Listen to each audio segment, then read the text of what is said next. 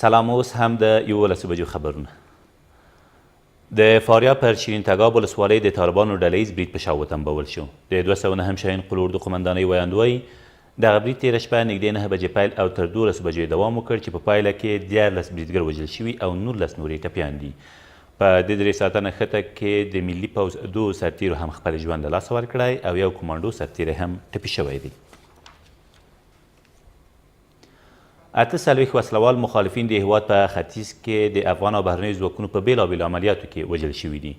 د 201 سیلاب قل اردو قمندانۍ مسؤلین وایي په دې عملیاتو کې چې تېره ورځ د ننګرهار، کونړ او نورستان ولایتونو په شاوخوا سیمو کې ترسره شوي 10 نور وسلوال مخالفین هم ټپیان شوي دي.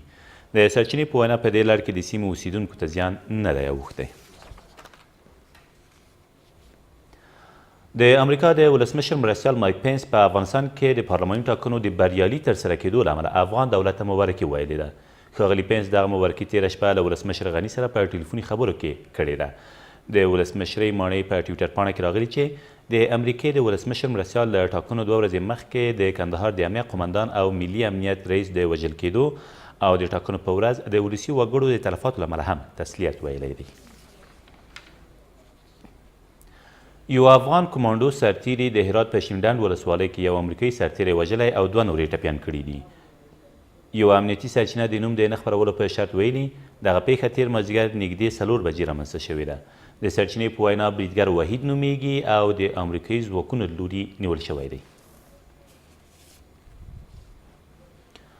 او د بدخشان پولیسو په سلګونه لیتره الکولي مشروبات کشف او ضبط کړي دي. کورنیو چارو وزارت وایي 329 لیتره مشروبات چې په تخار کې په 2 موټر کې ځای پر ځای او ټاکل شوي وه هغه بدخشان ته ولېږدول شي، خو تر هغې مخکې تېره ورځ بدخشان په کشم ولسوالۍ کې د پولیسو له لوري ضبط شوي دي. د سرچینې په وینا د دغو مشروباتو د لیږد په تړاو 2 کسان هم نیول شوي دي. دا تر دې مهاله وروستي خبرونه، تر بیا مو الله امان.